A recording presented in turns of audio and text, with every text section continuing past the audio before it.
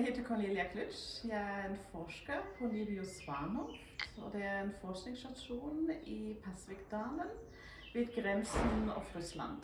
Så vi er veldig Nord-Norge og veldig østdelen av Norge. Og vi forsker her om miljø, men også om samfunn og hvordan vi kan faktisk bringe begge deler sammen. Og nå har vi en initiativ. Vi prøver å utvikle en living lab. Tanken med det er at det snakkes veldig mye i Nord-Norge, eller i Norge, om Norge, Nord-Norge. Denne regionen her, fra Tromsø til grensen til Russland, og hvordan vi skal utvikle denne regionen.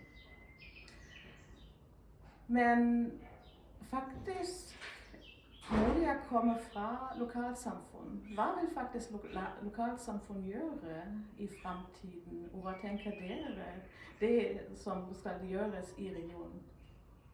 Og hvordan vil lokalsamfunnet faktisk utvikle regionen? Og hvordan kan vi gjøre det på en veldig bærekraftig måte? Hva betyr det? Hvordan kan vi bevare naturen, men også utvikle for eksempel bærekraftig matproduksjon? Så initiativet faktisk begynte med en workshop for doktorgradsstudenter, som var organisert fra Universitetet i Oslo. Og i fjor kom en hel gruppe opp her til Svanhoft, og vi diskuterte veldig mye om jordhelse. Hva gjør vi med jord? Og hva skjer med jord akkurat nå? Så vi vet at jordhelse er ikke veldig god i mange steder i Europa, og også ikke i Norge, over landet. Så vi tenkte, ok, hvordan kan vi gjøre det? Hvordan kan vi komme opp med en initiativ, et prosjekt, så at vi kan jobbe sammen med flere forskere, men også med lokalsamfunn. Flere forskere som har ulike bakgrunn. Noen av oss er sosialantropologer, noen av oss er biolog, for eksempel. Så at vi snakker sammen, prøver å forstå forskjellige vinkler av problemet. Hva betyr jordhelse, og det er mange aspekter til jordhelse. Det er klart, vi må produsere mat, vi spiser mat, men kan vi gjøre det på en bedre måte enn vi har gjort det før?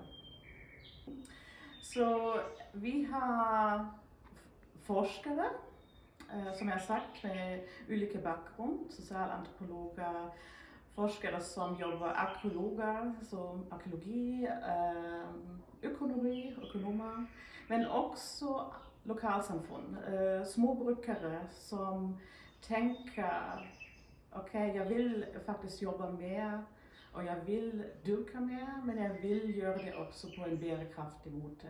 Så jeg vil også ta hensyn til jordhelse. Denne uken her har vi samlet forskere og småbrukere her på Svanhoft, og har diskutert sammen en lang dag hva vi kan gjøre med landbruk i Pasvikdalen, og hvordan kan vi gjøre det veldig bærekraftig, og så det er nyttig for lokalbefolkningen. Vi har snakket mye om teorien og hva har gått galt i førtiden. Men vi prøver også å snakke og komme opp med strategier hva vi kan gjøre bedre. Men det betyr også at vi trenger kanskje flere aktører. Vi trenger kanskje forvaltere og andre, så at de forstår hva faktisk småbrukere trenger for å få ting på plass.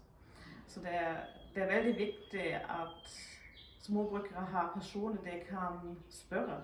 Stille spørsmål om jordhelse, eller jeg trenger mer finansiering eller andre ting. Så det er også en stor del av prosjektet.